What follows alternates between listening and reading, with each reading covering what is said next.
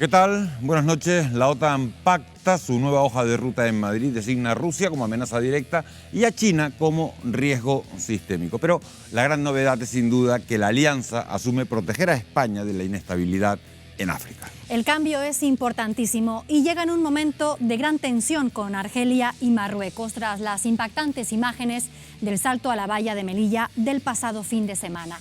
Las mafias de la migración están en el punto de mira de una OTAN que también pone el foco en el Sahel por la amenaza terrorista. Son temas sin duda que preocupan a Canarias y de los que vamos a hablar enseguida con destacados expertos. Pero además, esta noche vamos a abordar otro asunto de plena actualidad. Hablamos del anuncio del Gobierno central de crear una agencia espacial española que ha hecho que varias comunidades autónomas compitan por albergar su sede. Y Canarias cuenta con importantes bazas para conseguirla. En el programa de hoy les ofreceremos varios reportajes en los que descubrirán el potencial de nuestras islas en materia aeroespacial. Lo que tiene de ventaja Canarias, en esto sí como cualquier archipiélago, es que está en medio del mar. El segundo factor es a la hora de lanzar a la órbita polar. Debido a nuestra situación geográfica, si lanzamos hacia el sur, por ejemplo, o incluso hacia el norte, no hay ningún problema para alcanzar la órbita polar. Es más ventajoso que otras situaciones geográficas. Tenemos un clima favorable para todo tipo de lanzamientos porque, bueno, no son temperaturas extremas, no hay vientos extremos, entonces eso también facilita cualquier lanzamiento orbital.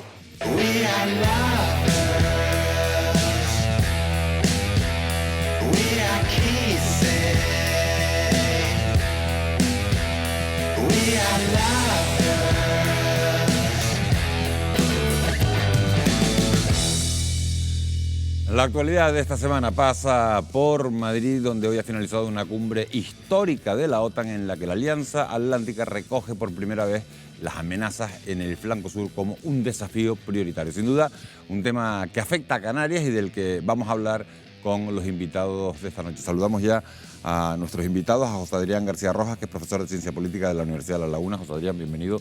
Hola, gracias. Gracias por acompañarnos. Está con nosotros también Raquel Lucía Pérez, que es doctora de Filosofía del Derecho. Raquel Lucía, bienvenida, gracias por acompañarnos. Gracias a ustedes. Está con nosotros también la periodista Verónica Pavés. Verónica, bienvenida. Gracias. Y está con nosotros también Samuel Toledano, que es profesor de Ciencias de la Comunicación de la Universidad de La Laguna. Samuel, bienvenido, gracias por estar con nosotros. La primera pregunta que les lanzo a los cuatro es esa prioridad, ese flanco sur que se convierte en una de las prioridades de la OTAN. La Alianza reconoce que el Sahel es un caldo de cultivo para la inestabilidad por la proliferación de grupos armados y terroristas que pueden impulsar sin duda nuevos flujos migratorios. Y la pregunta que les traslado es cómo reciben esta importante novedad y qué va a suponer, Raquel Lucía, para Canarias. Bueno, desde mi punto de vista es una buena noticia, ya no solo que la OTAN empieza a pensar que Canarias, o que mejor dicho, que a nosotros nos afecta directamente, pero que África puede ser un caldo de cultivo, pero no solo desde mi punto de vista, no solo por el problema yihadista o los flujos migratorios, sino también porque Rusia cada vez tiene un potencial y una influencia en territorios africanos que no hay que descartar que puedan también provocar un desorden mayor del que ya existe en el continente africano. Yo creo que es una mala noticia, porque básicamente se está abordando el tema de la migración desde un punto de vista de seguridad y militar. Y es trágico que la migración sirva como excusa para militarizar las fronteras, sabiendo en cuenta precisamente lo que hemos visto hasta ahora. La intervención desde un punto de vista económico de Rusia y China lleva mucho tiempo en África. Lo que sí que es cierto, que de alguna forma viene a demostrar que hay unos intereses económicos detrás de las decisiones de la OTAN. Es decir, el yihadismo lleva ya bastante tiempo en la zona del Sahel, no es nada nuevo, no solo en Sahel, sino incluso mucho más abajo.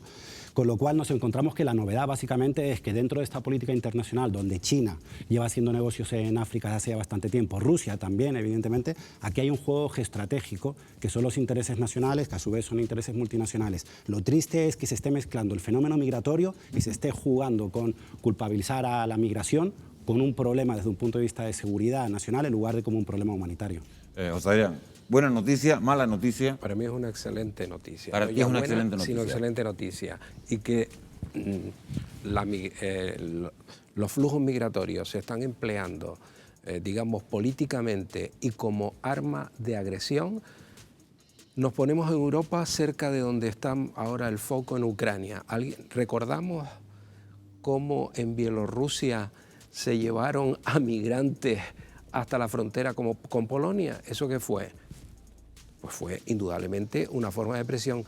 Yo creo que la comunidad internacional sabe que todo el problema de la emigración es otra cosa, pero que se está utilizando por algunos estados como un arma, eso también yo creo que es evidente.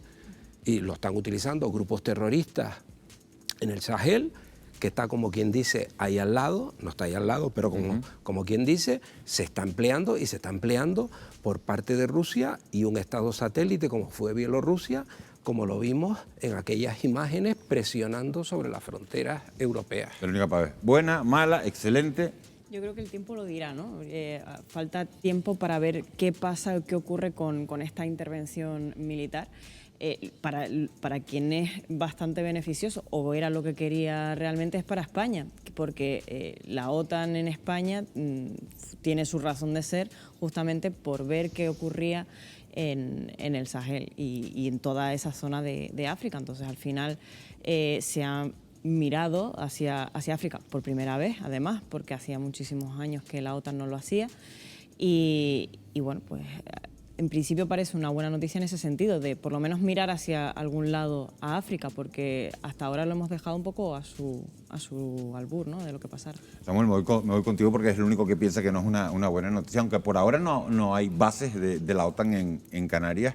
¿Crees que en un futuro la OTAN acabará desplegándose aquí? Se lleva tiempo hablando además de la sede del ejército de Estados Unidos, que tiene el AFRICOM, lo tiene en Alemania. Se hablaba de tenerlo bases en Canarias o incluso acercarlo a Rota. El problema básicamente que nos planteamos es el enfoque en el cual vamos a abordar el fenómeno migratorio. Es decir, estamos abordando lo que puede ser una herramienta que puede ser utilizada y no tanto por mafias ni grupos yihadistas, sino precisamente por aliados como Marruecos, con lo cual es un juego un poco decir que a determinados países nos están chantajeando con el flujo migratorio, pero esos países son con los que pactamos y entran en nuestras fronteras y hemos visto a gendarmes en las fronteras españolas. Con lo cual, abordar el problema de la migración desde un punto de vista de seguridad es muy grave, porque básicamente estás deshumanizando un problema humanitario. La propia OTAN en el documento, cuando acaba de reconocer precisamente todo el flanco sur como un lugar de desarrollo de peligros o potenciales peligros, previamente te está haciendo un discurso de que existen unos problemas de déficit democrático, problema de hambre, problema de cambio climático, etcétera. ¿Qué es lo que pasa? Que lo que necesitamos son soluciones políticas, no militares. Es decir, hay organizaciones. La OTAN es una organización militar, es que creo que es algo que se nos escapa. La OTAN es una organización militar, no es política. Pero fíjense que estamos hablando del tema migratorio después de un fin de semana en el que hemos visto precisamente a miles de personas intentando saltar la valla de Melilla. Yo entiendo lo que él está planteando, pero es que yo estoy completamente convencida que invertir en seguridad y en defensa es invertir en paz. Él está planteándolo migración, problema humanitario. Yo creo que todos los que estamos Estamos viendo, Raquel Lucía, imágenes de que este fin de semana. Creo que todos estamos de acuerdo, que claro que es un problema de derechos humanos y claro que hay un problema de personas y que la situación, si África no estuviera en la situación en la que está desde hace mucho tiempo, no es reciente este tema, no debería ocurrir, pero lo que no podemos es obviar la realidad. Y a mí lo que me preocupa y por lo que me parece que es una buena noticia es que Canarias está bastante alejada del territorio europeo y por supuesto del territorio americano. Es que si a mí me preguntan que si ponen una sede de la OTAN en Canarias, yo estaría encantada de que la pusieran. O sea, es que ¿Ustedes estarían encantados también? ¿Estarías encantada? Bueno, creo que Canarias es un lugar geoestratégico al final, ¿no? Y está, como dice Samuel, las vistas muy puestas en Canarias justamente por esa posición que tenemos. Para muchas cosas es buena y entre ellas para el militar parece que también. Y lo ha sido en muchas ocasiones, también lo ha sido durante la Guerra Fría, una base estratégica militar. Que la pusieran o no, pues depende un poco de las decisiones políticas. Y si sería beneficioso, pues tampoco estoy muy segura. Bueno, no sabemos si va a haber de momento o no ese despliegue de la OTAN en Canarias. Lo que sí sabemos es que el presidente del gobierno, que Pedro Sánchez, ha asegurado en una entrevista que ofrecía esta semana a Televisión Española que en España se debe abrir un debate para aumentar el gasto militar de aquí a 2029. Escuchen. La OTAN es una alianza de democracias en defensa de la democracia y la democracia hay que defenderla y se defiende aumentando las capacidades que tenemos de disuasión. El Gobierno de España se ha comprometido a que de aquí al año 2029 elevemos nuestro presupuesto en defensa hasta estar cerca de ese 2% del Producto Interior Bruto. Y creo que es importante que abramos este debate en España. Bueno, eso es lo que decía el presidente. José Adrián, ¿qué opinas? ¿Se debería aumentar el gasto militar en España? Pues bien llegado al debate, Sí. porque este debate se tenía que haber tenido hace mucho tiempo. Se nos está demandando para el peso económico y que algunos pensamos que debería de tener políticamente España o que pensamos que es la posición que tiene que tener, tenemos un presupuesto militar raquítico. ¿Y eso qué significa? Se está hablando del 2% del PIB, estamos actualmente en el 1, con lo cual sería doblar el presupuesto. Y va a ser un esfuerzo enorme. Ahora pensemos, una base como la de Rota, Torrejón. Bien, España no tiene esas bases y las tendríamos que tener con nuestras propias necesidades y nunca tendríamos el armamento y la capacidad tecnológica que hay. ¿Cuánto nos costaría? O sea, el amigo americano hace mucho tiempo que nos viene diciendo, sí, soy muy amigo, por cierto, con España ahora parece que la cosa va mejor porque hasta ahora había un paseillo para ver a Biden que a mí me parecía la mejor imitación. Las imágenes de Biden hablando con el presidente, pero hablando con la mujer del presidente también. Sí, efectivamente, porque parecía, la otra vez parecía un paseo tipo Chiquito de la Calzada, ¿no? Una cosa ahí de venir. ¿Por qué? Porque viene una mala relación desde la época de Zapatero, que no se ha logrado a partir de ahora, parece, pero eso exige sacrificio. Pero, José Adrián, estás hablando mucho de Estados Unidos y Biden ha anunciado un aumento de las tropas de Estados Unidos en Europa. Eso supone el mayor rearme de la OTAN desde la Guerra Fría. Y que cuesta mucho dinero, ¿eh? Y que a los americanos cada dólar ¿qué supone al eso para pueblo España? sí, y que tiene unas elecciones y que al pueblo americano eso de echar dinero, dinero, para cosas que no se entienden, porque en la guerra de Ucrania en Estados Unidos al principio fue, pero las noticias actualmente, si uno ve en Estados Unidos, les preocupa lo que está ocurriendo en el interior, que tienen temas muy graves, por otro lado. O sea que esto tiene un coste. Los americanos además lo vienen pidiendo hace tiempo. ¿Quieren ustedes la protección que nosotros le damos? Pero, hombre, ustedes tienen que aportar más. Hablando de costes, a mí lo que me preocupa realmente es que estos costes salen de las arcas de todos nosotros. Claro. En el caso de Estados Unidos, pero España también está haciendo una inversión importante. La semana pasada nos comunicaron que habían pedido a la OTAN la compra de 20 casas. 20 casas son 2.000 millones de euros. Sí, que además venían para Canarias, para la base, para Canarias. O sea, que yo es la de primera vez en lo que tengo uso de razón que escucho al Estado español preocuparse por la integridad del territorio de Canarias, y yo sí que estaba preocupada por el territorio de Canarias. Probablemente no se preocupaban porque pensaban que no había motivos para preocuparse, pero ahora hay motivos para preocuparse. Por lo tanto, lo que me preocupa pues que realmente los saques de otras partidas, las arcas del Estado son las que son, y si las quitas de sanidad, las quitas de educación o las quitas de lo que tenemos, pues tendremos que ser mejores y más eficientes en todas las administraciones públicas para que no se sufran en otras ramas realmente importantes. No, digo, ¿terminaste? Sí. Al final el dinero va para los ejércitos y al final quien va a salir beneficiado es la industria armamentística, que es la que se está forrando básicamente con todos los conflictos armados. No es la primera vez y no será la última vez que la industria armamentística esté contenta y aplaudiendo porque básicamente van a aumentar los gastos de defensa. Pero yo creo que lo que es necesario volver a recordar es que yo creo que perdemos el foco. La OTAN es una organización militar y las palabras de Pedro Sánchez son unas palabras falsas porque dice que va a defender valores democráticos. La historia de la OTAN está plagada básicamente de ejemplos en los cuales no tiene nada que ver con valores democráticos. Tuvo la dictadura de Grecia. Durante esa época a Grecia no se la echó de la OTAN. De hecho, Papandreou llegó a decir que la OTAN estaba detrás. Y vamos a hablar hoy de Turquía.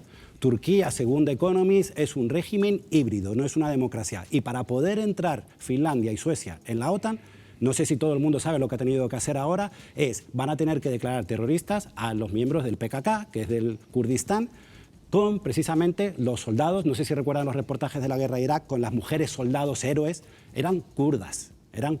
El Kurdistán estaban siendo bombardeados por Irak, estaban siendo bombardeados por Turquía y al mismo tiempo los exaltábamos como defensores frente a la yihad, frente al ISIS. Es decir, esas mismas personas son perseguidas por Turquía y para que Suecia y Finlandia entren en la Unión Europea van a tener que perseguir políticamente. Pero ¿cuál es la solución? O sea, yo puedo entender el planteamiento que haces. ¿Y cuál es la solución? Que no haya ejército, que no exista la OTAN. No, lo que planteo es simplemente la hipocresía del lenguaje, que son valores democráticos, son intereses. O sea, la OTAN es una organización militar, se va a invertir en dinero. Sí. ¿Hay que ir a la guerra? Se va a la guerra. ¿Que el régimen como el de Putin es un régimen autoritario? Por supuesto que sí, pero que no seamos hipócritas en el discurso de que defendemos valores democráticos, porque no es. Porque si la OTAN estuviera preocupada por los valores democráticos de todos los lugares y donde están sufriendo bombardeos rusos, por ejemplo, en Siria hubiera actuado. Rusia lleva bombardeando Siria y estamos mirando para otro lado. Y como Siria podemos poner ejemplos, y no hablemos de valores democráticos en Arabia Saudí y en Qatar. Es decir, la OTAN es una organización militar que responde a los intereses nacionales de los diferentes partidos, de los diferentes gobiernos, que a su vez están conectados con las multinacionales, pero no es una organización de valores democráticos. Para eso está la ONU o la OSCE, que son organismos que nos hemos olvidado. Se puede invertir en organizaciones políticas, militares es otra. Que tenga que haber ejércitos, por supuesto, pero que no vendamos el discurso. ¿Y la ONU si te parece bien? La ONU donde hay 5 países permanentes, donde está Rusia, donde está China, ¿eso sí te parece bien? Pero me parece bien que existan organizaciones políticas para resolver los problemas políticos, pero lo que no me parece bien es que se intente vender que una organización militar es una organización que busca la democracia. No es el caso. Vamos a ver, la OTAN es una organización político-militar. En la reunión de Madrid todavía no he visto, en esa mesa que estamos viendo ahí detrás, no veo a ningún general. No sé si algún primer ministro o presidente que haya sido militar, pero ahí... El comandante jefe Joe Biden. Bien, pero comandante jefe. Efectivamente, Joe Biden, que no es militar, es un señor es un antiguo senador de Delaware que fue vicepresidente y que ahora es presidente, pero no es militar. Creo que sí, porque para llegar al Congreso de Estados Unidos, como no hayas pasado por el ejército, mal asunto, ¿no? Pero vamos, que no es político-militar y hay decisiones políticas y militares. Tienes toda la razón. Pero a Franco, por ejemplo, no lo dejaron entrar. Mira tú por dónde, que estaba frito por entrar y tuvo que malalquilar las bases en su momento para tener un reconocimiento en los años 50. O sea, que hay de todo. Es verdad que también estaba Olivera Salazar, que siempre nos olvidamos, ¿no? También estaba, es verdad. Ahora, también te digo una cosa. Lo que tenemos enfrente, porque los tenemos enfrente. ¿Y Rusia? ¿Es un régimen mejor que Turquía? Hombre, ¿y Bielorrusia? ¿Y China? ¿Y Kazajistán? ¿Y todos los países que terminan en están y nadie sabe dónde están? ¿Esos son mejores que nosotros? En términos democráticos, o que Turquía. Es decir, es verdad que hay muchas cosas que mejorar, pero indudablemente yo creo que es un avance. Y como organización, el que esos señores estén ahí, estén vestidos como están, etcétera, a mí me parece que es una garantía. Y yo creo que sí se defienden unos valores democráticos. Es verdad que no con la misma intensidad con todos los que hay periodistas detenidos en Turquía, profesores universitarios detenidos. Sí. Se ha quitado atrás pero tiene el segundo ejército más queda clara las posturas de las dos partes de la mesa. Han explicado perfectamente la postura de tanto Samuel. Yo les quiero hablar de otro asunto, porque la guerra no se está librando solo en el campo de batalla, se está librando también, fíjense, en el espacio. Casi 5.000 satélites orbitan alrededor de nuestro planeta. Sirven para predecir el tiempo, para analizar el cambio climático o para dotar de conexión telefónica e internet a todo el mundo. Pero numerosos expertos advierten de que muchos se han quedado obsoletos, con lo que son vulnerables, atención, a los ciberataques, algo que podría derivar en graves consecuencias para la seguridad mundial. ¿Se imaginan qué pasaría si hackean un satélite? Lo vamos a ver. Este es el mapa de situación de los satélites sobre la Tierra. Las constelaciones de satélites sirven principalmente para abastecer el mercado de las telecomunicaciones. Mientras orbitan alrededor de la Tierra, recopilan y envían información que satisface a diversos usos, como predecir el clima o facilitar el acceso a Internet de banda ancha. Es decir, de su buen funcionamiento dependen varios servicios esenciales. Al ser objetos conectados, son potencialmente hackeables. Buena prueba de ello es la última iniciativa de la Agencia Europea al respecto. Han puesto en marcha un concurso en el que retan a hackear uno de sus satélites para que sus ingenieros experimenten lo que se pueden encontrar ante un ataque real. En el caso particular de los satélites, ya se han visto vulnerabilidades que afectan a diferentes tipos de satélites en diferentes ámbitos. Diferentes investigadores en el mundo de la seguridad a lo largo de los años han descubierto vulnerabilidades que podrían poner en riesgo la seguridad de la red de satélites y que podrían tener consecuencias en diferentes ámbitos. Por ejemplo, en el ámbito de aviación, que podrían afectar a las comunicaciones por satélite. En el ámbito militar, incluso se podrían comprometer los satélites para poder saber la ubicación de las tropas. O sea, es un campo de las comunicaciones por satélite que ya tiene ejemplos concretos de vulnerabilidades en protocolos y en estándares que han logrado que se hayan podido cometer ya diferentes tipos de incidentes. Las sanciones que la comunidad internacional está imponiendo a Rusia por la invasión de Ucrania están teniendo ya repercusiones en los programas espaciales. Este año, Europa iba a comenzar su misión a Marte en colaboración con Rusia, pero va a tener que esperar. La Agencia Espacial Europea ha anunciado que va a implementar las sanciones impuestas a Rusia y la réplica desde el Kremlin no se ha hecho esperar. Ha ordenado detener todos los lanzamientos de satélites europeos en cohetes Soyuz y ha expulsado a la NASA de su misión conjunta a Venus. Víctor Rodrigo, ingeniero aeroespacial, ¿cómo ha sido históricamente la presencia de Rusia en el espacio? Rusia lanzó en 1957 su primer satélite y en el año 61 el primer astronauta. Y eso fue un suceso que asombró a los propios rusos del impacto tan importante que había tenido en el mundo. Lo que pasa es que en los últimos años empezaron ya a fallar por problemas de calidad y el Soyuz, que pues, por razones más de tipo político, se está quedando fuera también. O sea, la situación está un poco complicada a pesar de que han estado siempre en la vanguardia de la tecnología espacial. ¿Qué inversión destina el gobierno de Putin a este sector del espacio? Rusia hace un esfuerzo muy grande en función de su Producto Interior Bruto. Son 33 euros por cada uno, España son 10, Estados Unidos tiene 144, o sea que estamos muy lejos de ellos. Víctor, una vez estallado la guerra, ¿en qué situación queda Rusia en el sector aeroespacial? Rusia va a salir muy perjudicada, Europa sale bastante perjudicada, Estados Unidos prácticamente va a mejorar. Rusia tiene muy difícil volver a iniciar una carrera espacial. Bueno, pues la guerra en Ucrania ha provocado la peor crisis espacial de la historia de Europa. La Agencia Espacial Europea evalúa cómo dejar de depender de Rusia por los muchos programas en los que participan de forma conjunta. La pregunta es cómo va a afectar, Verónica, a la industria y a nuestros investigadores. Sobre todo a los investigadores, el problema es que hay muchos proyectos de investigación en conjunto, proyectos e instalaciones científicas. De hecho, con la guerra de Ucrania hay una instalación científica aquí en Canarias que tuvo que cesar su actividad en el observatorio porque no podían acceder a ese, tenían que firmar un convenio, no podían firmarlo, lógicamente, por el tema de la guerra. Y ha estado sin poderse utilizar. Entonces, todos estos proyectos en los que está Rusia, que son unos cuantos, que no son pocos, porque tienen un sector aeroespacial muy potente, pues corren el riesgo de ralentizarse o de no llegarse a hacer, incluso frenarse del todo y no volver a hablar de ello.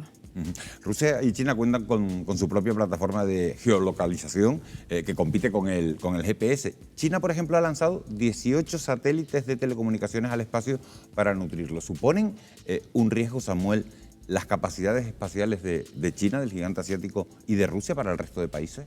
Supone un punto de competencia. Evidentemente estamos hablando de las telecomunicaciones, donde está claro que existe una guerra comercial, Estados Unidos, con China particularmente, menos que con Rusia, y evidentemente todos los escenarios, estamos hablando de materias primas, por ejemplo en África, pero también de energías, y evidentemente el escenario espacial y con las telecomunicaciones es un nuevo escenario de lucha comercial, y esto va a continuar, y en este caso pues la parte vinculada a Rusia pues evidentemente se ve afectada por el conflicto, pero sí que China lleva desde hace ya bastante tiempo haciendo bastante inversión en industria, más allá de convertirse en el productor, en la fábrica del mundo, lleva mucho tiempo trabajando en otros sectores para intentar de alguna forma convertirse o aumentar su poder como potencia no solo política, sino evidentemente como potencia económica, claro. Esto tiene una importancia fundamental. Recordemos que en la época de Ronald Reagan se lanza todo el proyecto que se llamó de la Guerra de las Galaxias, que no era Star Wars en versión cinematográfica, y cómo no puede la Unión Soviética de aquel entonces seguir el programa de una economía abierta como la norteamericana, competitiva, y eso significa, con otros factores, el fin de la antigua Unión Soviética. Y empieza porque no pueden mantener ese ritmo. pero evidentemente hay una competencia y a mí no me hace mucha gracia del todo esto de que esté uno vigilado por tantos sitios. Quizás es un precio que hay que pagar, pero bueno, a mí, yo soy un individualista convencido y lo de la libertad me gusta, pero es un tema fundamental. Y otro tema fundamental es, como decía antes Samuel, que hemos dejado en Occidente todo que sea la mano de obra barata china en sus fábricas, que dependemos, según oí yo esta mañana en alguna emisora de radio, hasta componentes de los molinillos para la generación de energía eólica. Hasta ahí podemos depender de los chinos. Tremendo. Muy breve, que tenemos que acabar con este tema. Vamos a ver, está claro que China no es una potencia y es una potencia mundial. Pasó de ser un tema local a ser global y esa importancia ya se está viendo cuando se discute de, no sé si conocen lo que son los GAFAM, ¿no? Los Google, los Amazon, los Facebook, los Apple, bueno, y Microsoft, bueno, exactamente las mismas empresas lo tenemos en Oriente. Lo que pasa que la cuota de mercado sigue siendo muchísimo mayor, la de los americanos, que la que tienen los chinos, pero el crecimiento es exponencial el de los chinos, por lo tanto es evidente, y esto es una realidad, que China y Rusia estén aliadas es un problema para el resto de los países. Bueno, vamos a poner aquí punto final a esta primera mesa de la noche. Quiero darle las gracias a Samuel Toledano por habernos acompañado, Raquel Lucía Pérez, gracias también por haber estado en este plató, en este Fuera de Plano, José Adrián García Roja, muchísimas gracias. A Verónica Fabio no la despido porque se va a quedar con nosotros un ratito más. Tenemos que hacer una pequeña pausa para la publicidad, pero a la vuelta vamos a hablar sobre la futura Agencia Espacial Española y la competición que se ha abierto entre distintas comunidades autónomas para albergarla. Una pugna en la que Canarias tiene muchas ventajas. Laura de Pablo, ¿es así? Así es, Miguel Ángel, lo vamos a analizar a la vuelta de publicidad. ¿Sabían ustedes que nuestro archipiélago es un lugar estratégico en la actividad aeroespacial y que esto nos sitúa a la vanguardia en este sector? El papel de Canarias fue clave, por ejemplo, en la misión Apolo 11, cuando por primera vez se pisó la Luna. Vean.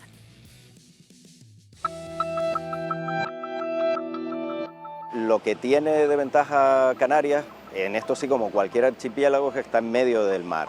El segundo factor es a la hora de lanzar a la órbita polar.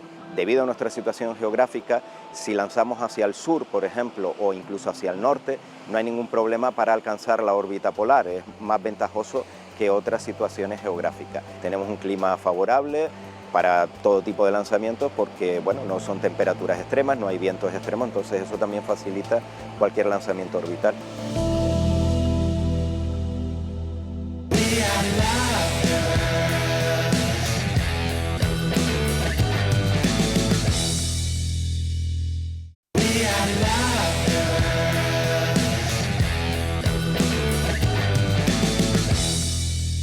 Bienvenidos de nuevo, seguimos a las 22:59 de la noche en directo en Televisión Canaria en Fuera de Plano. Se incorporan a nuestra mesa de debate nuevos profesionales. Está con nosotros José López Feliciano, que es investigador de microelectrónica aplicada de la Universidad de Las Palmas de Gran Canaria. José López, bienvenido, gracias por acompañarnos. A ti, muchas gracias. Está con nosotros también José Luis García, que es presidente del clúster aeroespacial y aeronáutico de Canarias. José Luis, bienvenido, gracias por estar en Fuera de Plano. Buenas noches, muchas gracias. Buenas noches. Está con nosotros también Joshua Barrios, que es ingeniero técnico industrial, que actualmente cursa un máster en astrofísica. Joshua, bienvenido. Gracias por acompañarnos y sigue con nosotros la compañera periodista Verónica Pavé. Verónica, hola. Gracias por quedarte porque sabemos que esta hora de la noche no es fácil para los periodistas. Bueno, como les contaba, Canarias espera albergar la nueva Agencia Espacial Española, aunque otras comunidades autónomas también la ansían. Nuestro archipiélago cuenta con muchos puntos a favor para que se acabe instalando aquí. De hecho, las islas son un lugar estratégico para la industria aeroespacial. Lo vemos. Canarias es un lugar estratégico en la actividad espacial desde hace más de 70 años. Su papel fue clave en la misión Apolo 11 y la primera llegada a la Luna.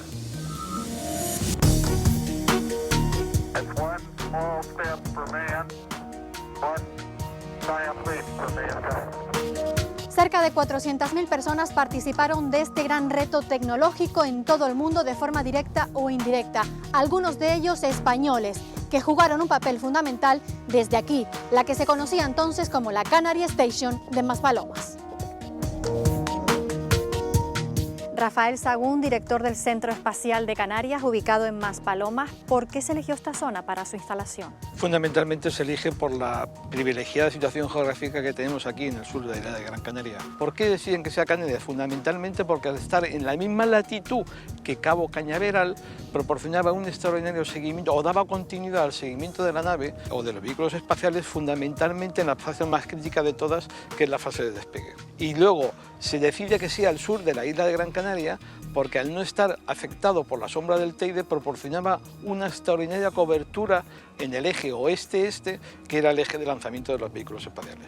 Otro motivo por el cual se decide que sean las Islas Canarias es porque había un acuerdo ya entre la Navy y la Armada Española por si en un momento determinado, en esa fase crítica de lanzamiento, había que amerizar, la Armada Española iría a auxiliar a esa nave.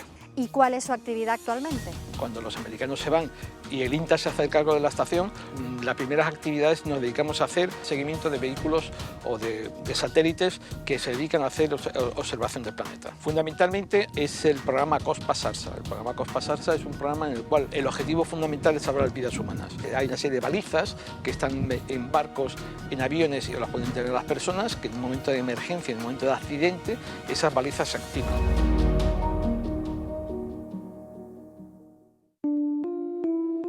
La misión de la nave Apolo 11 fue un éxito. Sin embargo, estuvo cerca de cancelarse en el último momento debido a un problema con las comunicaciones. Ahí, el papel de España y de Telefónica fue crucial para evitar la suspensión del lanzamiento.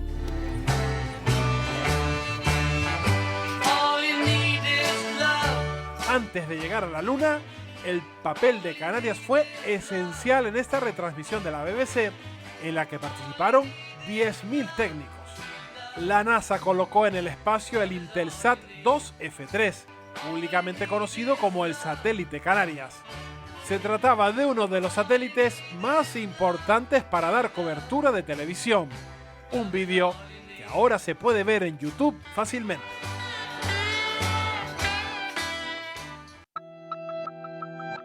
Por ahora, la actividad espacial europea se concentra a miles de kilómetros. De hecho, ni siquiera está en Europa, sino en América, aquí, en la Guayana Francesa, un lugar idóneo porque está cerca del Ecuador. Esta característica también se cumple aquí en Canarias. Es por eso que en este momento se estudia si es viable la construcción de una plataforma marina flotante para el lanzamiento de microsatélites y minisatélites. Esa infraestructura flotante que se desplazaría al Océano Atlántico para los lanzamientos. Se está hablando mucho de que Canarias está estudiando la posible construcción de una plataforma marina para el lanzamiento de satélites. ¿Qué ventajas tendría esto para las Islas Canarias? Bueno, las ventajas que puede tener para Canarias es que estamos hablando de puestos de trabajo de primer nivel, cualificados, e intentar, bueno, pues no depender tanto del turismo y aprovechar otros recursos que tiene Canarias. Y luego otro factor que quizás no se suele tener en cuenta, pero que yo creo que es muy importante, es el impacto en la opinión pública y sobre todo entre los más pequeños y los más jóvenes, pues creo que eso puede influir positivamente en que los niños y las niñas canarias pues estudien carreras científicas. ¿Por qué ocurre esto? ¿Qué condiciones reúne nuestro archipiélago? Lo que tiene de ventaja Canarias, en esto sí como cualquier archipiélago, que está en medio del mar. Los cohetes cuando se lanzan tienen varias etapas, varias fases que van cayendo luego a la tierra. Si esto se hace sobre tierra firme, hay una serie de problemas porque puede caer estas etapas en territorio de países vecinos y eso supone siempre un tipo de conflicto. El segundo factor es a la hora de lanzar a la órbita polar. Debido a nuestra situación geográfica, si lanzamos hacia el sur, por ejemplo, o incluso hacia el norte, no hay ningún problema para alcanzar la órbita polar. Es más ventajoso que otras situaciones geográficas. Tenemos un clima favorable para todo tipo de lanzamientos porque, bueno, no son temperaturas extremas, no hay vientos extremos, entonces eso también facilita cualquier lanzamiento orbital. La Agencia Espacial Española ya está un paso más cerca de convertirse en una realidad. Hace 2 semanas el Consejo de Ministros aprobaba la creación del Consejo del Espacio, el paso previo para la futura agencia. Enseguida vamos a hablar de la polémica que se ha suscitado sobre su futura ubicación y las posibilidades de Canarias para albergarla. Pero antes me gustaría preguntarle a la mesa que nos acompaña esta noche para tratar este asunto si necesita España, yo soy una agencia espacial. Rotundamente sí. Rotundamente sí. La pregunta es, ¿por qué no? ¿Por qué no la íbamos a necesitar? Piensa que todos nuestros vecinos europeos tienen sus propias agencias espaciales, aunque después todos juntos vayamos juntos en la Agencia Espacial Europea. Pero España necesita un interlocutor entre la gente que crea desde la base todos los desarrollos tecnológicos y científicos y después las organizaciones nacionales o supranacionales. José López. Sí, efectivamente, bueno, date cuenta que la industria aeronáutica y aeroespacial en España, junto con la de seguridad y defensa, digamos que aporta algo más de 20.000 millones de euros al Producto Interior Bruto español y crea algo más de 200.000 puestos de trabajo. Bueno, para coordinar toda esta industria y todas estas empresas que están trabajando en este sector, pues hace falta un ente coordinador como es, por ejemplo, la Agencia Espacial Española. Efectivamente, como ha dicho antes Josué, pues España es en Europa la quinta potencia en el sector aeronáutico y aeroespacial y sin embargo es de las pocas, si no casi la única, que no tiene agencia espacial. Entonces creo que eso son razones de peso para pensar que ya era hora de que tuviéramos una agencia como esta. Rotundamente sí. Los tres lo tienen claro. Muy claro, hombre. ¿Por qué? Hay que potenciar efectivamente el I+D que se genera en España en este sector, lo acaba de decir José Francisco, en los pequeños vídeos que has ido poniendo, efectivamente ha quedado además perfectamente claro. Y luego nos vamos al pasado, es que ya lo dijo la NASA, ¿no? O sea, aquí tenemos una posición perfecta y ¿por qué no potenciar desde Canarias todo lo que se va a hacer en el resto de España? Esto es muy ambicioso, pero, oye, tajantemente sí, tenemos que tenerlo.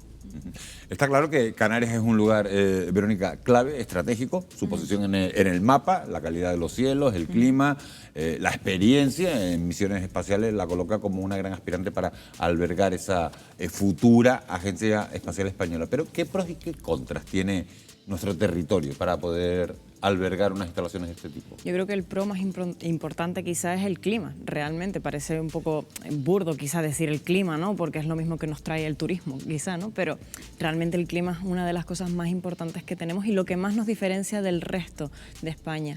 Por eso creo que es una de las bases que podemos llevar a ese Consejo de Ministros que tienen que y a esa candidatura que vamos a presentar.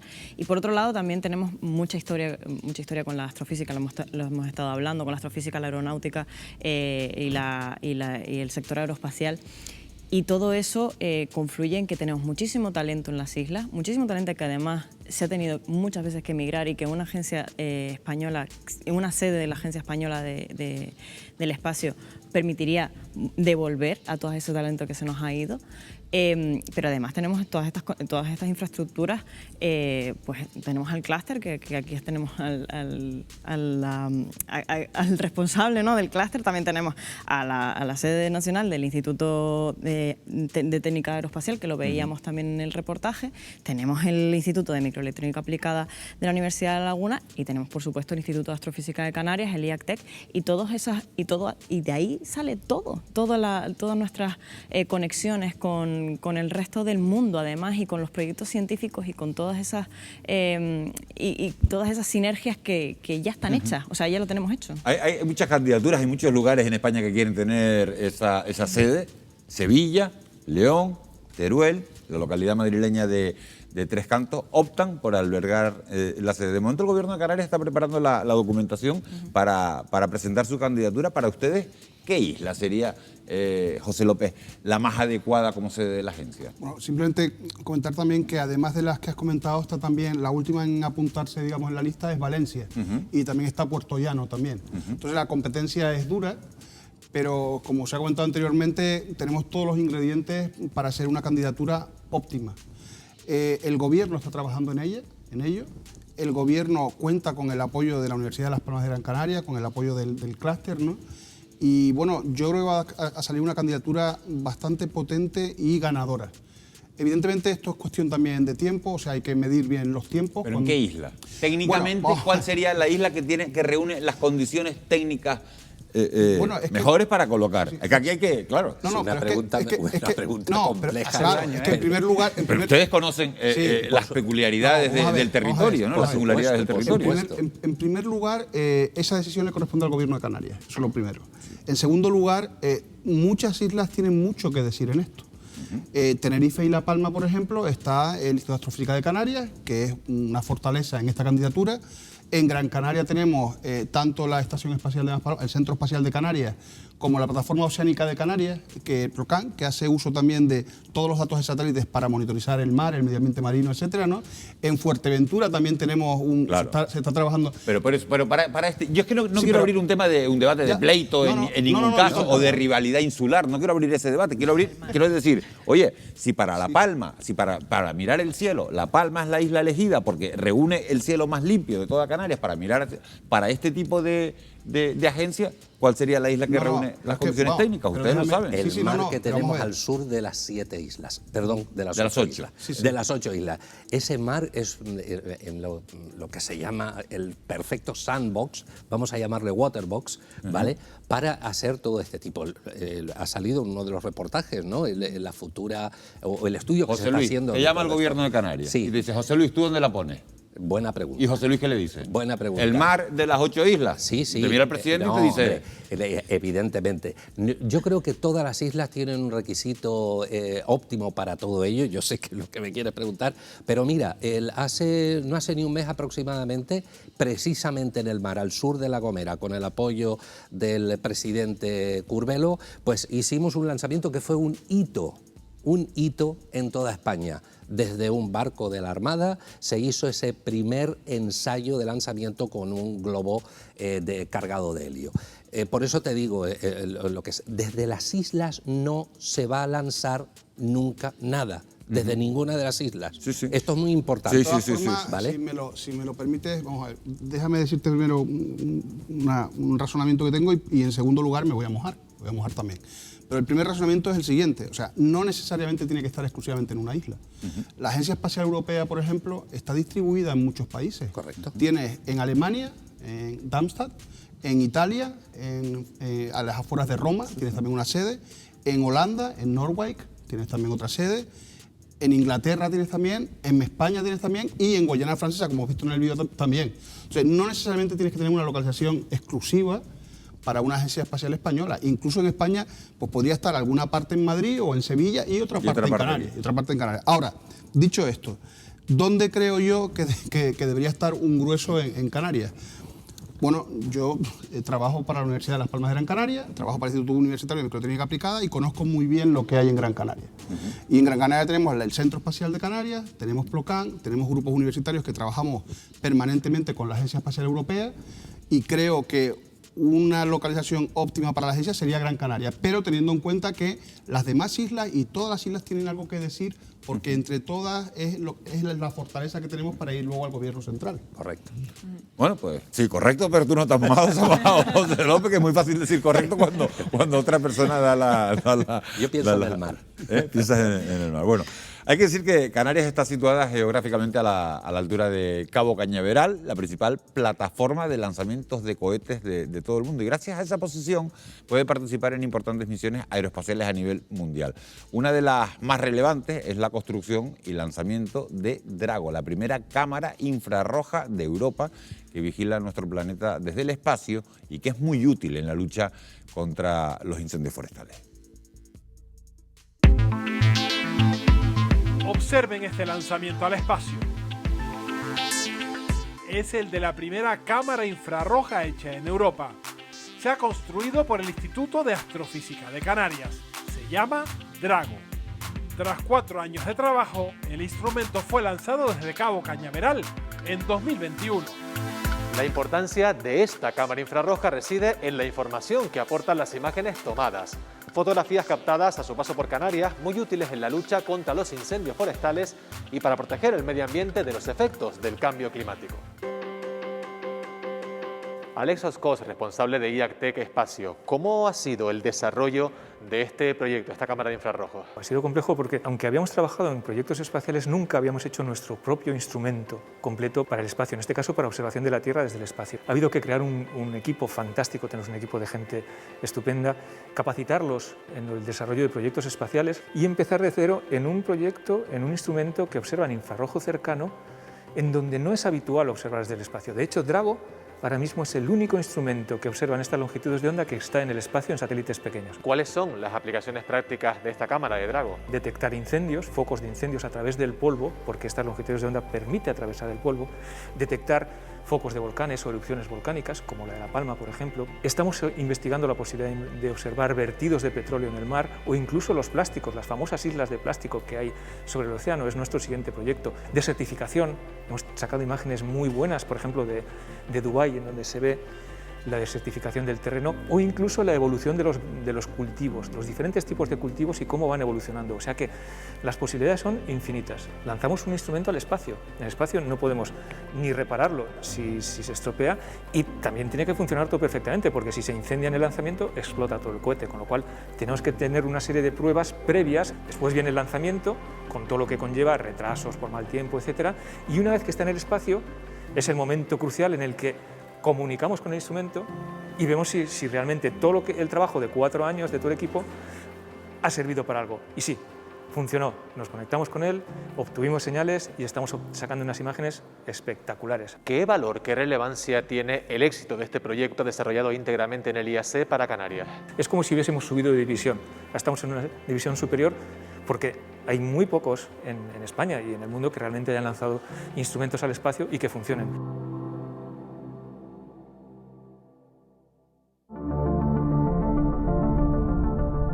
Debido a su posición planetaria, el archipiélago es el escenario de apuestas empresariales clave como esta que ven en la infografía. El lanzamiento de pseudosatélites y drones impulsados por un globo que funciona con energía solar. Desde aquí, desde el Parque Tecnológico de Fuerteventura. Eduardo Pereira, gerente del Parque Tecnológico de Fuerteventura, ¿qué es un pseudosatélite y por qué se ha elegido a Canarias para empezar con estos proyectos de lanzamiento? En Canarias se dan unas condiciones excepcionales para desarrollar este tipo de tecnologías. Primero, que Canarias está cerca del Ecuador, es el territorio europeo más próximo al Ecuador. Y una meteorología además de buena, estable, porque en la columna de ascensión de los pseudosatélites, ellos van subiendo muy lentamente, son como un globo, como un avión eléctrico, tardan 8 horas en colocarse en órbita. Entonces, ese periodo de ascenso se necesita que haya una estabilidad del tiempo. Claro, estamos hablando de unas tecnologías muy sencillas, que van a 20 kilómetros, que son ecológicas, son más baratas. Imaginemos un pseudosatélite que está encima de un parque natural. El satélite encima del parque natural es como un ojo que está encima del parque natural con una cámara térmica. Y al primer conato de calor en un punto del parque natural, automáticamente detecta, focaliza una cámara, hace un tracking de seguimiento y avisa a los servicios de emergencia. Con lo cual, la prevención de incendios con tecnologías pseudosatelitales es claramente una de las aplicaciones. Estamos pensando también en la monetización de la biodiversidad, pues hacer una monetización de ocupación, de construcciones ilegales, y otro componente sería más hacia abajo, los drones, que tienen una misión más específica. Drones a distancia. Lo que queremos nosotros hacer aquí es un laboratorio, que tengamos aquí el comando y control de esos drones, el desarrollo de la sensórica, la inteligencia artificial y el data analytics de los datos que nos van a proveer esos sensores. De forma automatizada, pues por ejemplo en una emergencia, llevar un desfibrilador o mover una medicación a alguien que se ha quedado aislado. Yo creo que las primeras, operaciones y tal se van a ver en el segundo semestre del año 2023.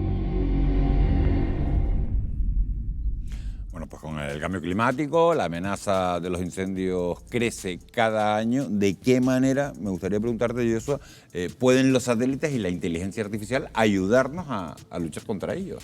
Yo creo que podríamos separar en dos partes, ¿no? Por un lado los satélites, cómo ayuda a los satélites, y por otro lado el campo de inteligencia artificial que se suma a la aplicación de los satélites.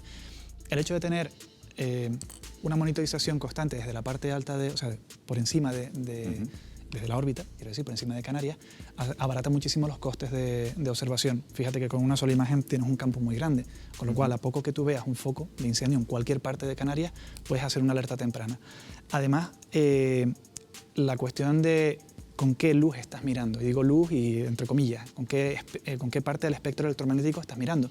Nosotros vemos en el visible, nuestros ojos están preparados para recibir luz visible, de hecho por eso lo llamamos visible. Pero si nos vamos al infrarrojo, por ejemplo, Drago observa el infrarrojo en ciertas regiones del infrarrojo y apuras muy bien exactamente a una longitud de onda concreta, a un color del infrarrojo concreto, puedes ver exactamente a través del humo por dónde se están moviendo los frentes del fuego. No solo para detectar el fuego rápido cuando aparece, sino además para ver cómo se va moviendo.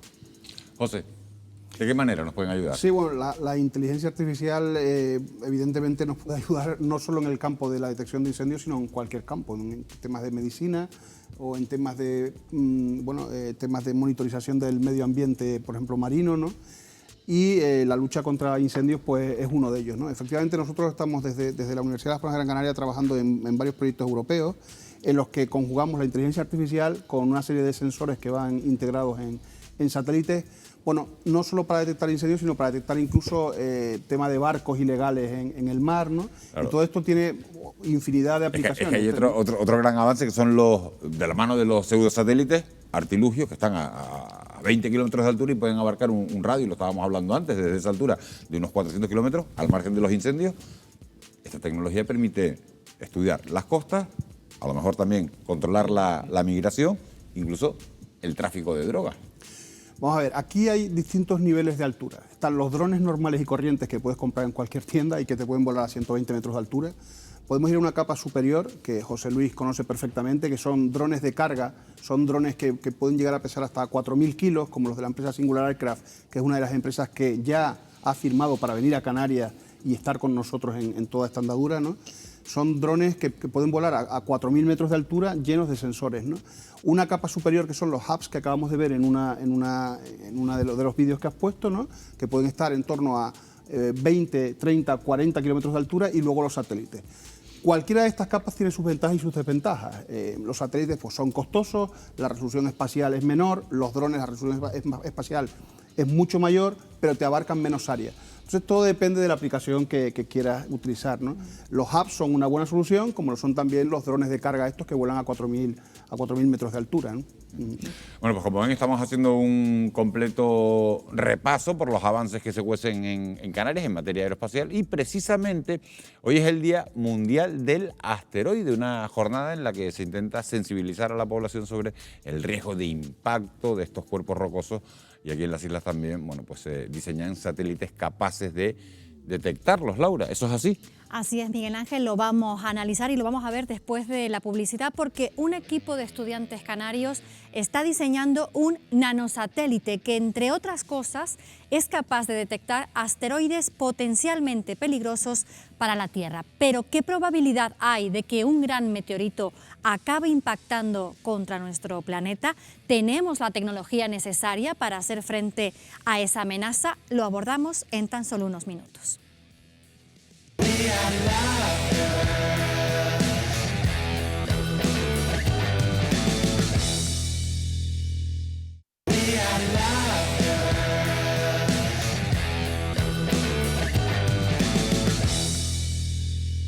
Seguimos en directo en Fuera de Plano. Por primera vez en la historia, un grupo de estudiantes de universidades canarias ha desarrollado un nanosatélite cuya misión es establecer comunicación óptima entre órbita baja y la superficie de la Tierra. El TEIDESAT-1, que es como lo han llamado, podrá orbitar antes de 2025. Vean.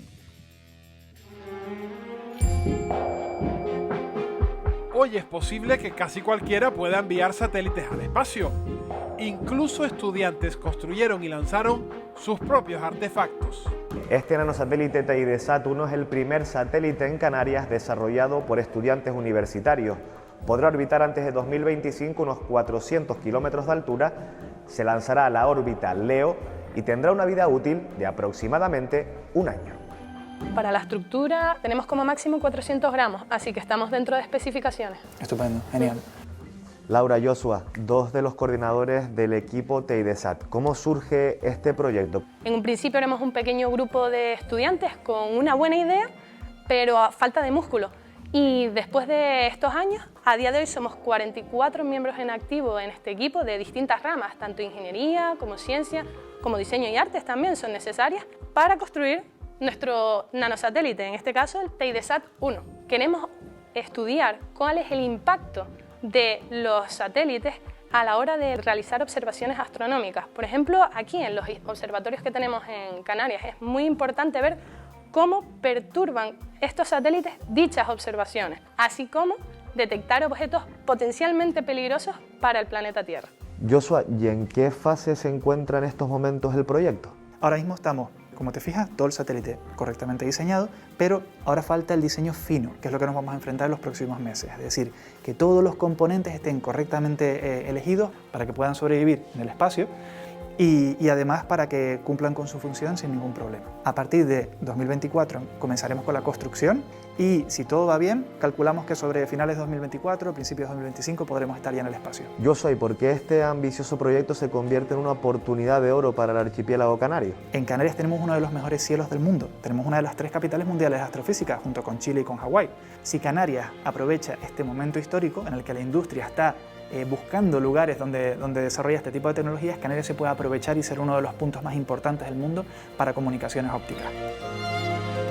Apostamos por ellos porque son un equipo amplio de estudiantes, son multidisciplinares y son un equipo que trabaja muy cohesionado, y aparte de que queremos ayudarles a que ellos aprendan y a que se formen en habilidades y en capacidades distintas a las que se adquieren ya de por sí en la universidad, también apostamos mucho por la labor divulgativa que ellos a su vez hacen entre los jóvenes canarios.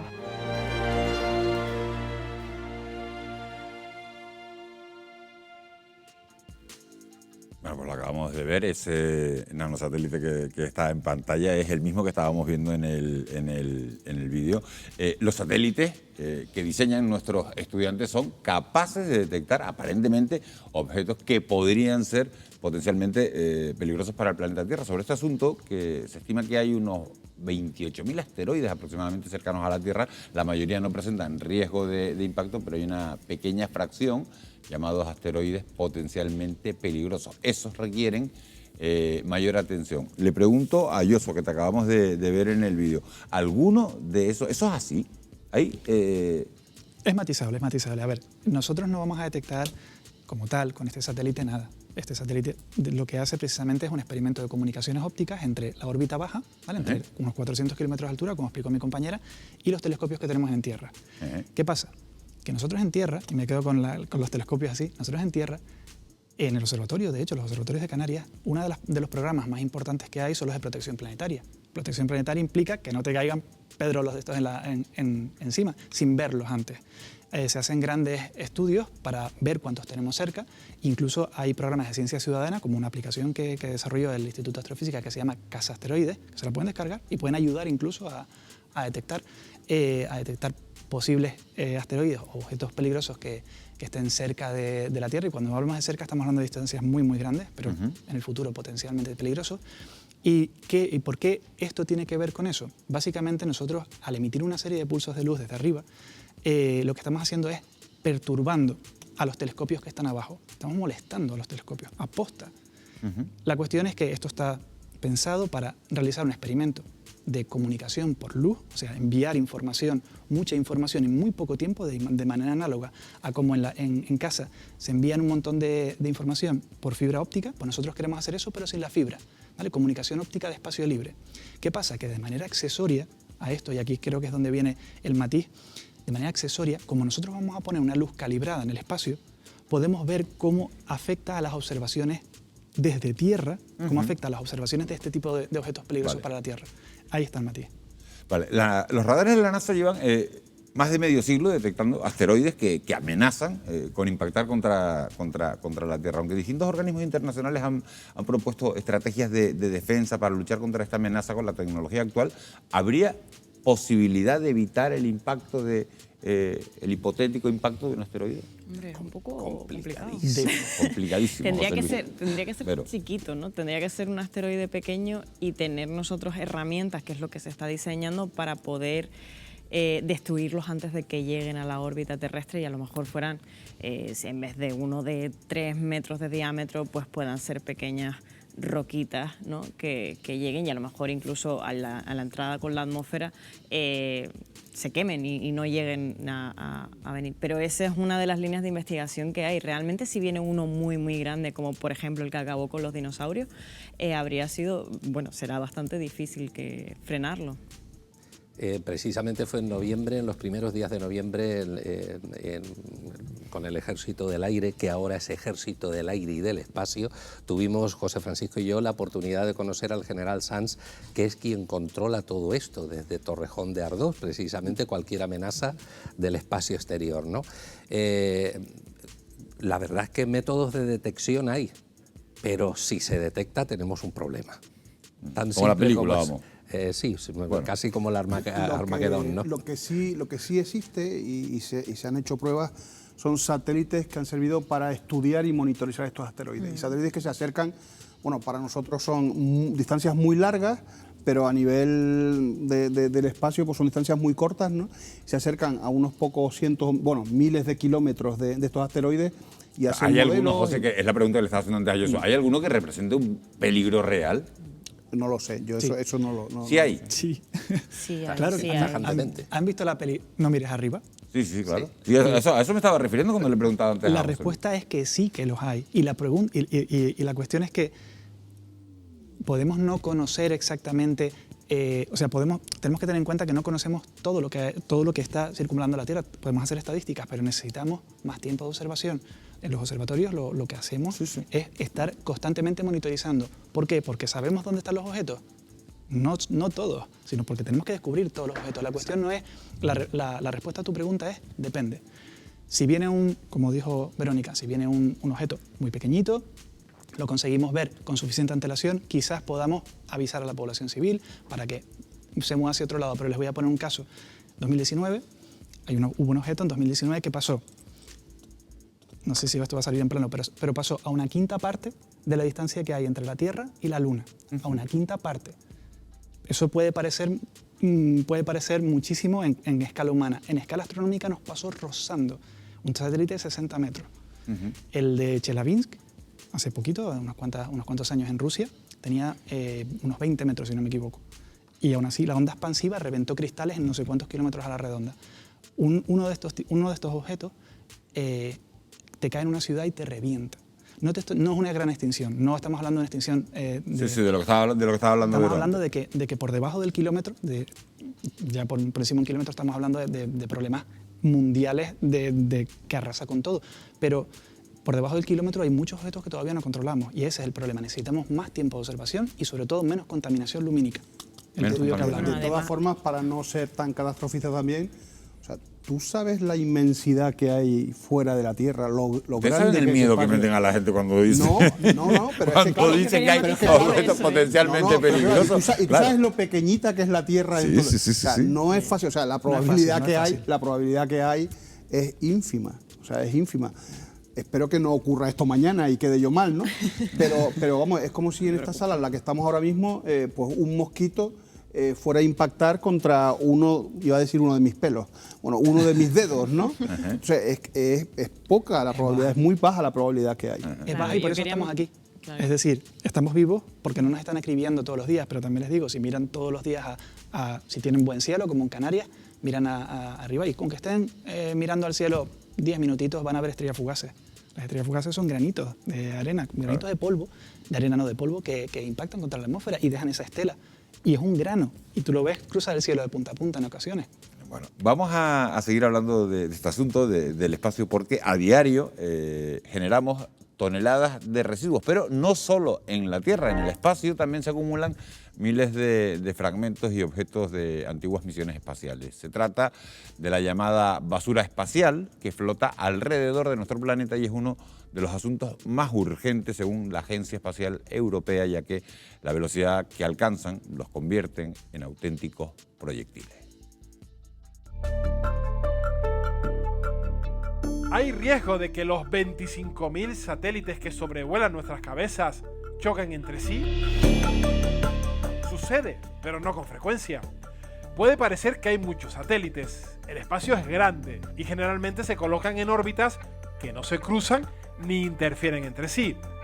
El problema viene dado por la conocida como basura espacial. En total existen 7.600 toneladas de basura espacial. Eso equivaldría a 7 veces el total de residuos recogidos en Canarias en un solo año, 1.282 toneladas, según los últimos datos de 2019. En la órbita alrededor de la Tierra permanecen atrapados fragmentos de antiguas misiones espaciales que, fuera de control, amenazan nuestro futuro en el espacio. Desde el comienzo de la era espacial en 1957, se han lanzado toneladas de cohetes, naves e instrumentos al espacio. Al principio no se preveía qué hacer con ellos al final de su vida útil, por lo que su número no ha dejado de crecer y las explosiones y colisiones han generado cientos de miles de desechos peligrosos.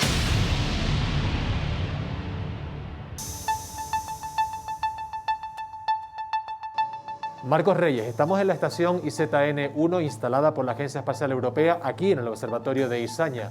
Pero ¿cuál es el propósito de esta estación y cómo funciona? El primer objetivo es la determinación con precisión de las órbitas de satélites de gran tamaño. Como segunda fase, se pretende aumentar la potencia del láser que tiene esta estación para poder determinar también la órbita de fragmentos de basura espacial y tratar de predecir un posible impacto con un satélite en operación o incluso con una nave tripulada. Sabes que los satélites son sistemas de muy alto coste. Dañar un satélite que está en operación pues puede, ya no solo es la pérdida de ese satélite, sino que se deja de prestar servicios.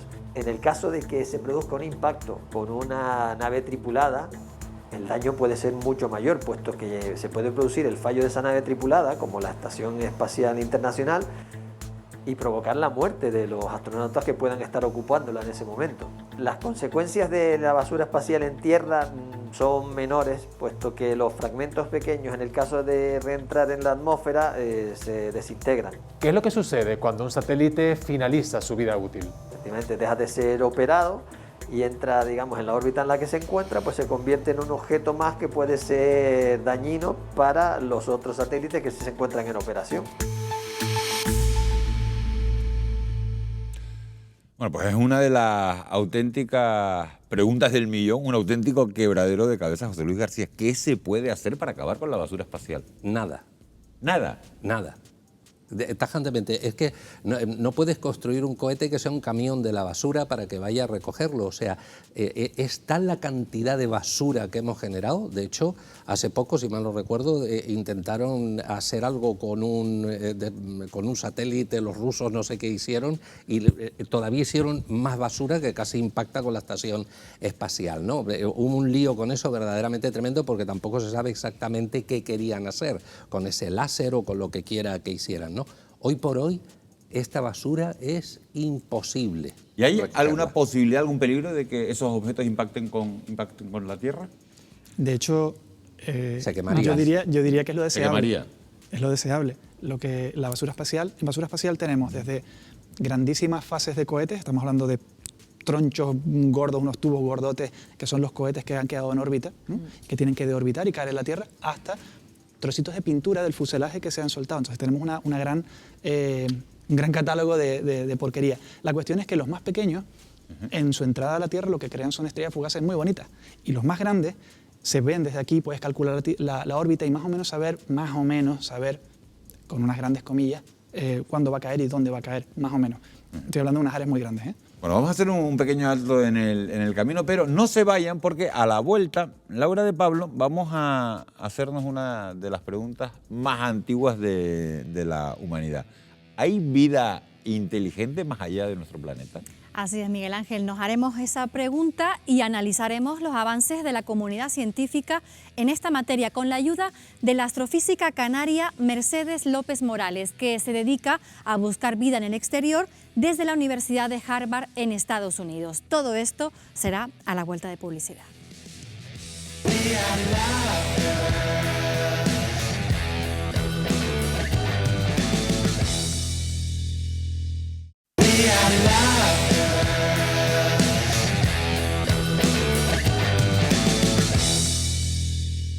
Bienvenidos de nuevo. El ser humano lleva cientos de años preguntándose si está solo en el universo, una cuestión que a día de hoy sigue sin estar resuelta a pesar de que la comunidad científica continúa investigando sobre el tema.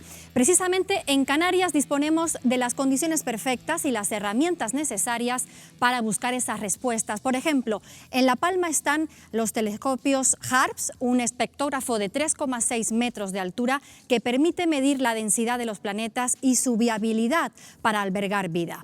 Y también Mercator, un aparato similar con un tamaño de algo más de 1 metro que solo mide en este caso la densidad. En Tenerife, por ejemplo, está el observatorio. En el observatorio del Teide encontramos los telescopios gemelos Stella. También miden 1,2 metros y tienen un espectrógrafo de alta resolución. Además, se está trabajando en el proyecto ExoLife Finder, un telescopio de entre 30 y 40 metros que podría estar ubicado en La Palma o en Tenerife. La idea es que utilice un sistema de cancelación de luz que permita observar con mayor claridad los planetas que hay alrededor de una estrella brillante como el Sol. Además, tiene un sistema de infrarrojos que medirá los biomarcadores de esos planetas, por ejemplo, el oxígeno, que como saben es indispensable para la vida. Con todo este equipamiento, desde Canarias se pueden observar miles de planetas muy similares a la Tierra, aunque solo unos pocos podrían albergar vida. Pero ¿de qué tipo de vida estaríamos hablando? Para intentar responder a esta y a otras preguntas, nos acompaña ya una reconocida astrofísica canaria que se dedica a buscar vida en el exterior desde la Universidad de Harvard en Estados Unidos. Ella es Mercedes López Morales. Mercedes, buenas noches, bienvenida. Hola, buenas noches, encantada de estar aquí. Mercedes, especialistas como usted disponen, como hemos visto ahora, de herramientas muy avanzadas que permiten estudiar la atmósfera de los planetas. Pero, ¿qué condiciones tiene que reunir ese planeta para que sea habitable? Sí, bueno, de hecho, esa es una muy buena pregunta porque, de hecho, estamos aún intentando entender qué constituye habitable. Porque simplemente pues para que te hagas una idea de por qué nos estamos haciendo esas preguntas es que una cosa es que un planeta sea habitable para las formas de vida que tenemos en la Tierra, pero un planeta también puede ser habitable para otras formas de vida que no son como las nuestras. Entonces, sabes, a lo mejor un planeta es habitable para un tipo de vida en el que nosotros no podríamos vivir allí. Ahora mismo es muy difícil determinar qué otros tipos de vida hay. Entonces, en lo que nos estamos centrando en un principio es en intentar encontrar un planeta en el que humanos y animales y plantas como las que tenemos en la Tierra podrían vivir. Y para eso pues estamos buscando cosas como agua, oxígeno, como habías dicho antes, y otras cosas como metano, por ejemplo, porque el metano no es que nosotros necesitemos metano para vivir, pero en la Tierra el metano es un producto de vida. O sea, que un poco si tú tienes moléculas como metano y oxígeno, eso indica que hay vida en la Tierra que produce esas moléculas. Entonces, básicamente, ahora mismo estamos intentando encontrar un planeta que tenga ese tipo de elementos químicos que sería indicativo de que puede ser un planeta en el que nosotros podríamos vivir allí, básicamente. Mercedes, ¿y es probable que haya un planeta similar a la Tierra en nuestra galaxia?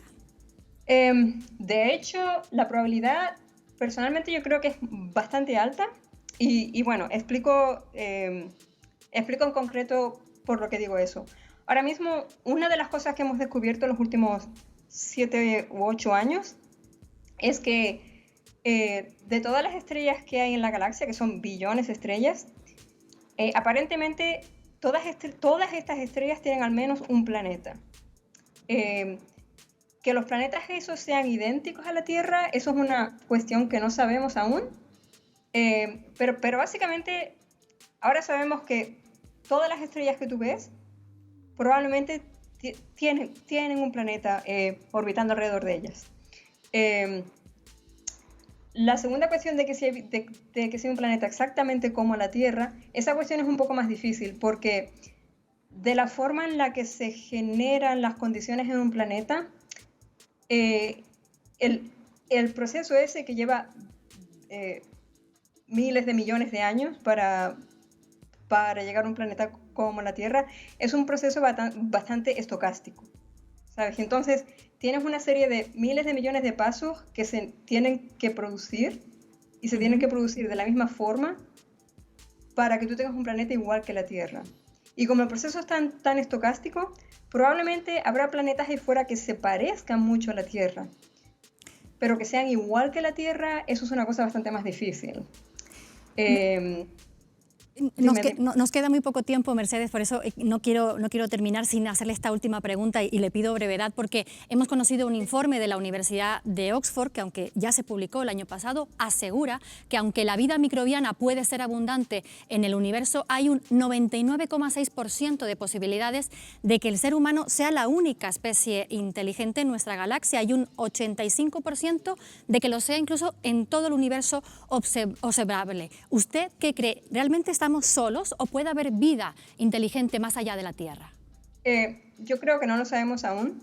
De hecho, ese estudio yo creo que no está mal. O sea, es muy, muy difícil desarrollar una tecnología. O sea, un microbio se puede formar de una forma bastante más sencilla que una civilización desarrollarse luego. No lo sabemos aún.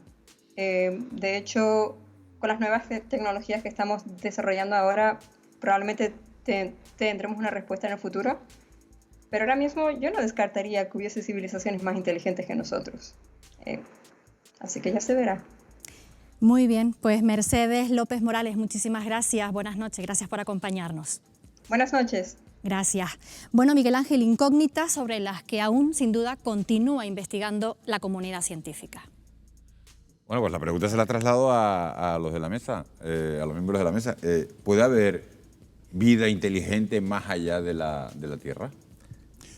Hombre, yo espero que sí. Sería, vamos, no tengo evidencia, pero espero que sí, porque sería muy triste que en todo el universo, con lo grande que es, estuviéramos solos, ¿no? Es como si íbamos a una fiesta y estamos todos vestidos iguales, ¿no? Eso sería una fiesta muy triste, ¿no? Sería bueno tener gente diferente, ¿no?, con quien poder interactuar, y ese sería mi deseo. Ahora, ¿evidencias las hay? Pues yo creo que todavía no. Hay programas que de la NASA y de la Agencia Espacial Europea que han estado trabajando en estos temas para ver si realmente hay evidencias, ¿no? Pero creo que todavía queda trabajo por hacer. Sí.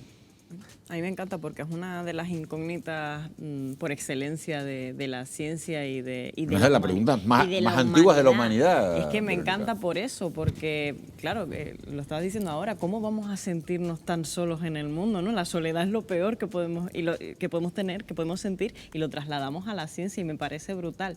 Dicho esto, no tenemos ninguna evidencia. De hecho, la investigadora hablaba de ni siquiera sabemos cuáles son las condiciones concretas de habitabilidad, porque tenemos esas zonas de habitabilidad que llamamos a donde se encuentran algunos planetas alrededor de su estrella, pero ni siquiera sabemos si eso reuniría las condiciones necesarias para que estuviera la vida ahí, o sea, desarrollara vida.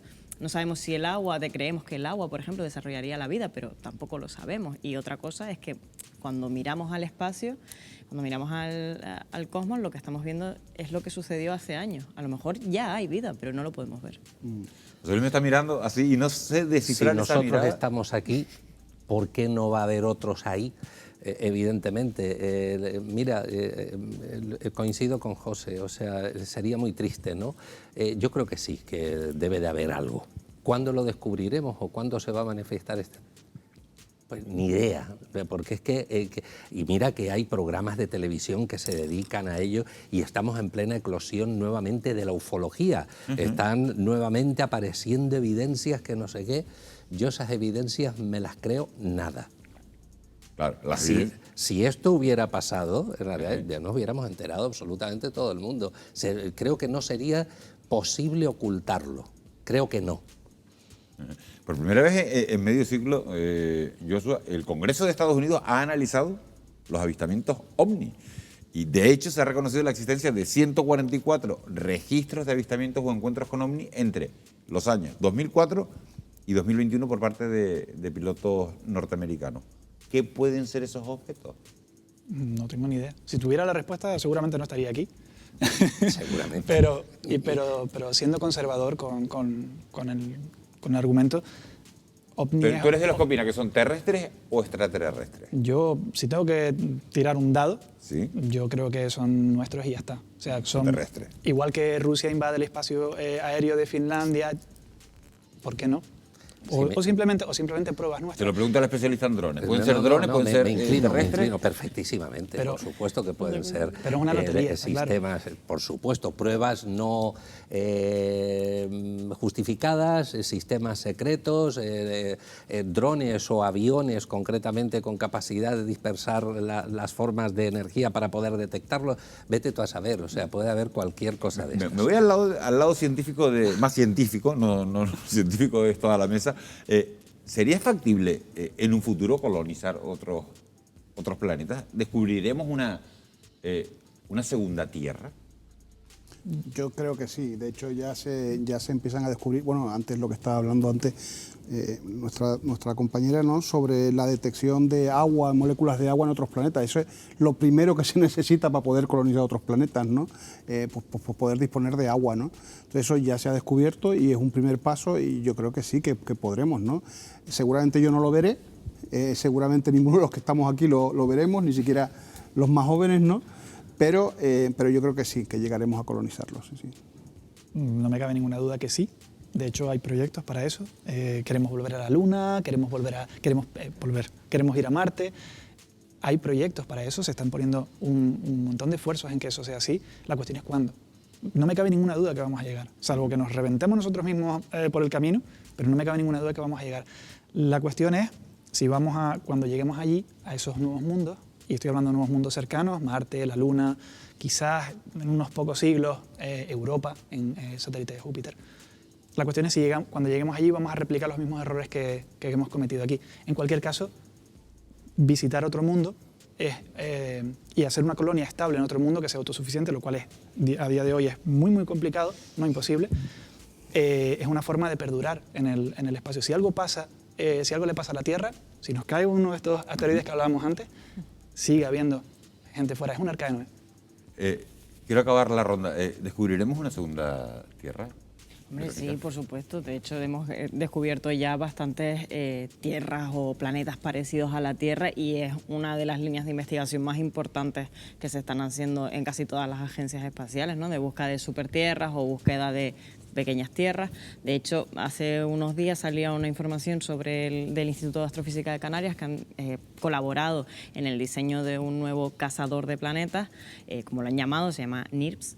Y es un instrumento que van a poner en un telescopio que está en Chile y que ve en el infrarrojo, y lo que está buscando son tierras, planetas del tamaño de la Tierra alrededor de estrellas muy poco luminosas, muy chiquititas, que hasta ahora no hemos podido ver. Entonces, esto es, una línea de investigación súper importante.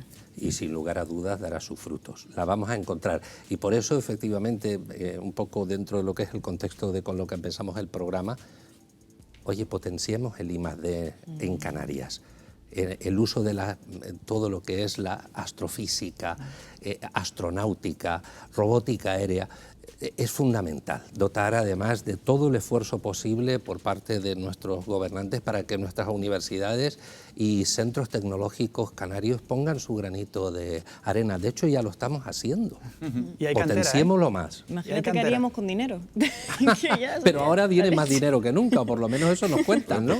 Con esta opinión unánime de la mesa vamos a poner a las 12 en punto hoy, punto final a nuestro programa de esta noche. Yo quiero agradecerles de verdad a los cuatro que hayan participado, que nos hayan ilustrado con sus conocimientos. A José Luis García, presidente del Clúster Aeroespacial de Canarias. José Luis, gracias de verdad por haber estado con nosotros. Verónica Pavés, gracias por haberte quedado toda la noche y habernos ilustrado también. José Luis López Feliciano, gracias por habernos acompañado, investigador de microelectrónica aplicada, y Joshua Barrios, ingeniero y divulgador científico. Joshua, gracias, y sobre todo por haberte venido con ese TID, esa maquetita que tenías por ahí que nos ha servido para ver. Gracias a los cuatro, gracias a ustedes por haber estado un jueves más al otro lado de la pantalla. Volvemos la semana que viene, será con nuevos temas que marquen la actualidad. Eso sí, vamos a volver una hora antes de lo habitual, Los 2 últimos programas de la temporada los vamos a hacer sobre las 9:15, 9:25 de la noche, para que ustedes se puedan acostar un poquito más temprano. Gracias por su compañía, que tengan ustedes un muy feliz descanso. Buenas noches.